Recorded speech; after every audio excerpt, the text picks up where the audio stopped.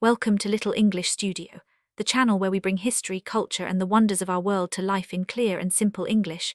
Today we take you to the heart of London, where one of the most iconic landmarks stands tall above the River Thames, the legendary Big Ben.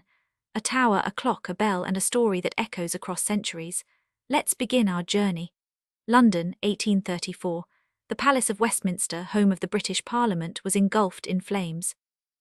The fire destroyed almost everything, leaving behind only the ancient Westminster Hall. Out of this tragedy came an opportunity, the chance to rebuild the Houses of Parliament in a grand new style. The new design, created by architect Charles Barry and assisted by Augustus Pugin, included a magnificent clock tower that would dominate the skyline. This was no ordinary tower. It would be a symbol of time, tradition, and the resilience of the British people. Construction of the tower began in 1843. But it was not until 1859 that the great clock and bell were installed. The tower rose 96 meters high, crafted in neo-Gothic style, a blend of strength and elegance. It was originally called simply the Clock Tower. The nickname Big Ben came later. The Elizabeth Tower, as it is officially named today, is built of brick and limestone, with an iron frame inside for support. The exterior is richly decorated with Gothic details, pointed arches, and spires that reflect the grandeur of the Victorian age. At the very top, there is a lantern that glows when Parliament is in session, a tradition that continues to this day. This light, called the Ayrton Light, was first installed in 1885 so that Queen Victoria could see from Buckingham Palace where the lawmakers were at work. The tower's 4 clock faces are among its most striking features. Each dial is 7 meters wide, about the size of a small bus, and made of cast iron with opalescent glass panels. Around the base of each clock face is a Latin inscription that reads, Domen salvam fac reginam nostram Victoriam primam, O Lord, keep safe our Queen Victoria I. What makes Big Ben truly remarkable is not just its appearance, but its precision. The clock mechanism was designed by Edmund Beckett Denison, later Lord Grimthorpe, and built by Edward John Dent, completed by his stepson Frederick Dent after his death. The clock first began ticking in May 1859. At its heart is a double three-legged gravity escapement mechanism, a revolutionary invention at the time, which gives the clock its unique accuracy. The pendulum is 4 meters long and weighs 300 kilograms. To keep it accurate, small pennies are added or removed from the pendulum's weight. Adding 1 penny slows the clock by 0.4 seconds per day. This simple yet ingenious method is still used today. For more than 160 years, Big Ben's timekeeping has been so precise that it became a standard of reliability. In fact, during much of the 20th century, the BBC radio used Big Ben's chimes to announce the hour to the nation. Now let's talk about the bell itself, the part most people think of when they hear Big Ben. The great bell weighs 13.5 tons and is 2.7 meters tall. It was cast in 1858 at the Whitechapel Bell Foundry. When it first rang on July 11, 1859, its deep tone echoed across London, marking the beginning of a legend.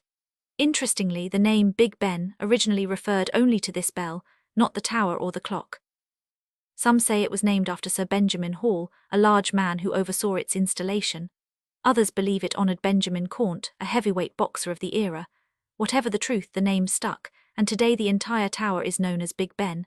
The bell cracked just 2 months after it began ringing, but instead of recasting it, engineers simply rotated it slightly and used a lighter hammer. The crack is still there today, giving Big Ben its distinctive tone. Big Ben quickly became more than just a timepiece. It became the voice of London, striking the hours with a sound recognised across the globe. For Londoners, it was a daily rhythm. For travellers, it became a landmark that meant you are in Britain. Its silhouette against the Thames became a symbol of the city, much like the Eiffel Tower in Paris or the Statue of Liberty in New York. During the Second World War, the clock tower survived bombing raids. Its chimes, broadcast on the BBC, became a symbol of hope and endurance for the British people. Across the world, those sounds reassured millions that Britain still stood strong. Big Ben is full of little secrets and curiosities. Accuracy test, despite being built in the 19th century, the clock is still accurate to within 1 second.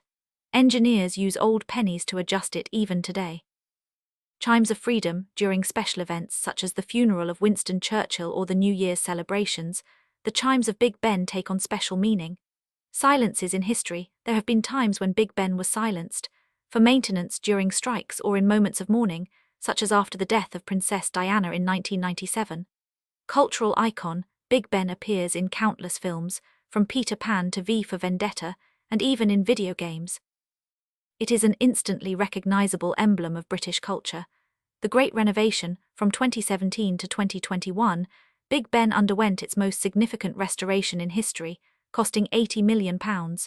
During this time, the clock faces were cleaned, the structure repaired, and the bells mostly silenced, except for special occasions. Today, the Elizabeth Tower stands proudly restored, its clock faces shining with their original colours, black and gold details with vibrant blue glass. Visitors cannot simply walk inside as the tower is not open to the general public, but UK residents can arrange tour through their Members of Parliament.